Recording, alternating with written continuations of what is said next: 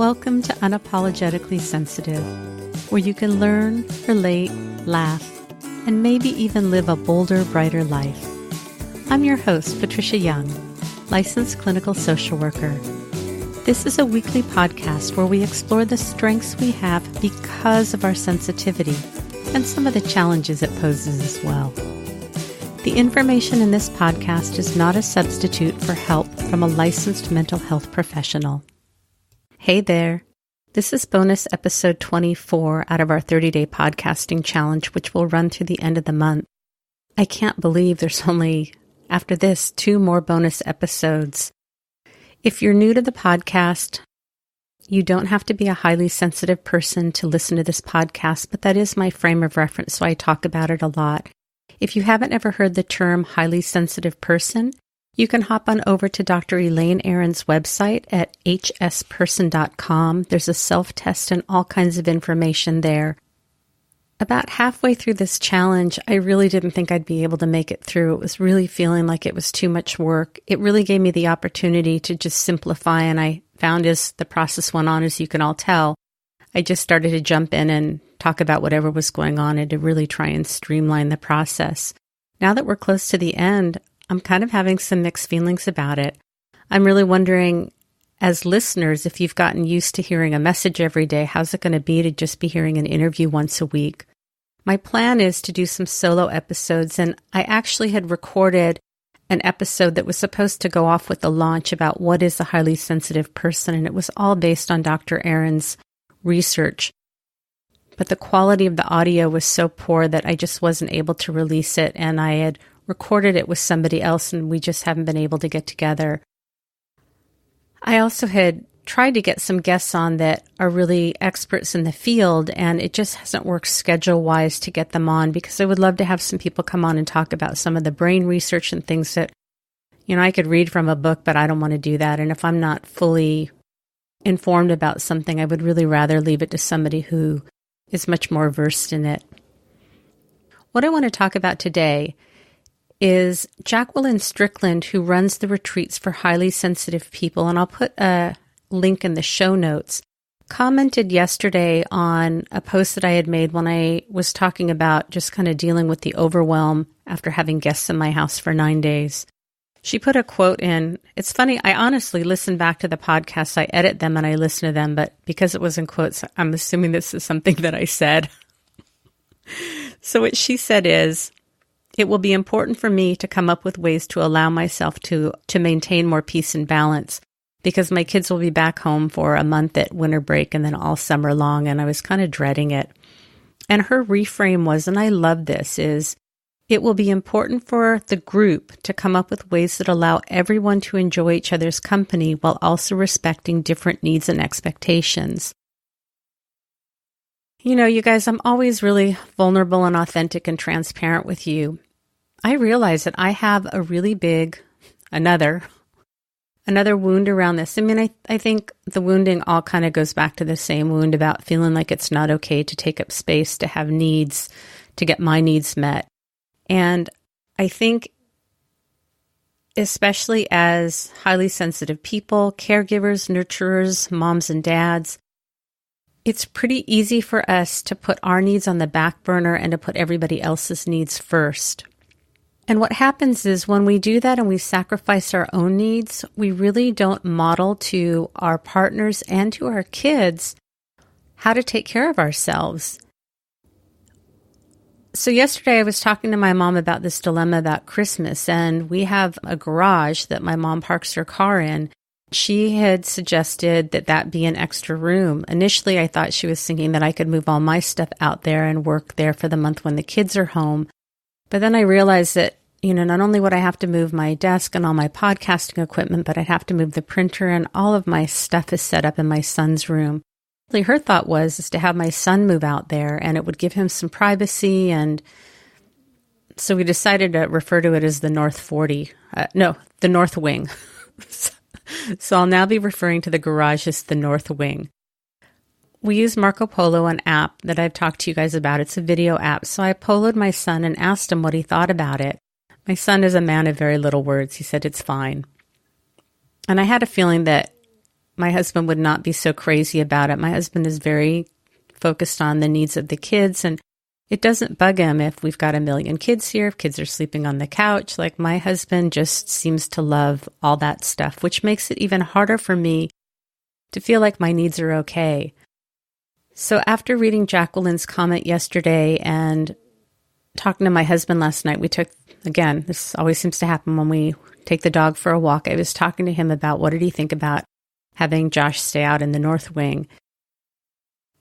And he said, it's going to be cold out there. And I don't know, he said another couple things. It wasn't anything disparaging, but again, I found myself feeling invalidated and stewing. And what I heard him say, this is not what he said, is, how come you're always needing so much? It's not fair to put our child out in a freezing cold garage. We live in California, so 50 degrees at max is what freezing will be. I really found myself becoming upset. And as we were able to talk about this more, there were two things that came up for me. One of them was feeling that he didn't really understand my need. And what I would have liked to have heard was, I really get how important it is for you to have a space. So let's figure out a way to create a space for you. And it's not that the absence of him saying that didn't mean that that wasn't what he was thinking. And we did talk it through. The other thing that started to come up for me was some anger, and anger about, I don't put my needs first. I haven't asked the family to put my needs first. Going back to what Jacquelyn said, we are a family, we are a community, and our family rule has always been whoever needs the most space gets it. And that generally was Josh, the man-child, whose room I use. And it's so interesting that I didn't have a problem making sure that he had space and making sure that everybody else gets their needs met. Even with my other son, when we get in the car, letting him listen to music that's louder than I would prefer. I mean, I don't even listen to music in the car anymore because it just is too much for my nervous system. So I let my kids' needs come before my needs. I don't assert myself. I'm just starting to realize how living in a house with 3 males, I really haven't done a great job of taking care of my HSP needs. And that when my needs are taken care of, I really can show up for my family in a way that I can't if I'm feeling taxed. And I saw that this last weekend. And in our family, I really think that I'm the emotional glue that holds everyone together. And when the boys are having problems, they generally will reach out to me because they know that I'm solid, they can count on me, I'm grounded, I'm supportive.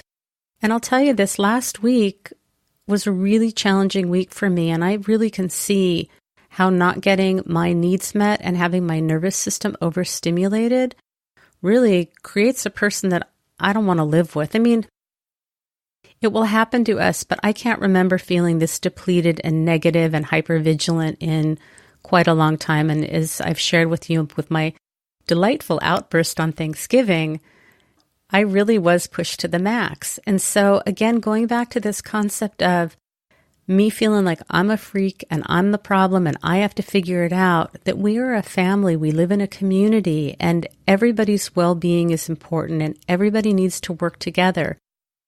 I'm kind of reluctant about how much to share. There was something else that has been going on in our family that I've alluded to, and I still can't really talk about it too much. But the week before Thanksgiving, we needed to have a family conversation to talk about what was going on because our value is to talk about things. And in this conversation, we talked about how everybody's going to need to step up a little bit more. And there may be times when we have to do things that we don't want to do and it's an inconvenience.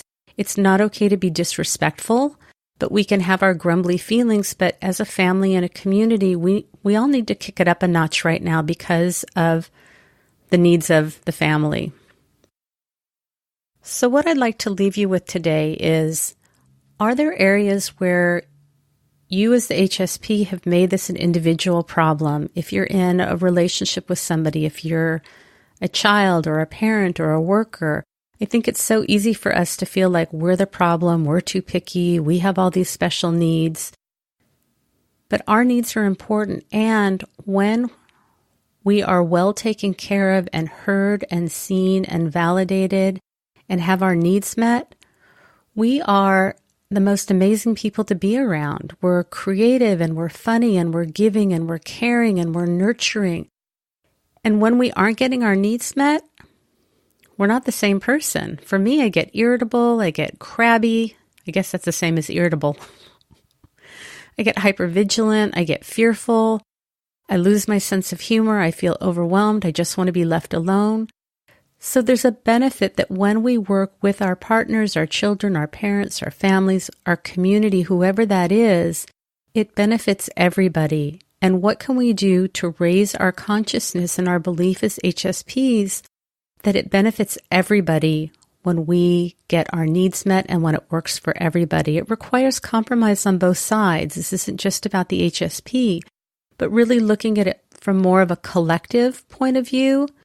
Our culture is very individualistic, and I don't think that we look at a collective perspective very much, but there's benefit in it. And as HSPs, we work best in community. We want harmony. We want peace. We want that sense of connection. I hope this is helpful. If you have any thoughts about what you think it's going to be like not having these daily episodes, shoot me an email. I'd love to hear from you. If any of this resonates with you, if you're having stuff that's coming up for you, I work with people virtually online if you live in California. If you're in San Diego, I see people in person. You can hop on over to my website at patriciayoung.lcsw.com. If you're enjoying these episodes, please share them and rate and review on iTunes. I'll have in the show notes instructions on how you can rate and review. Remember, sensitivity is nothing to apologize for. It's our superpower. Have a blessed day.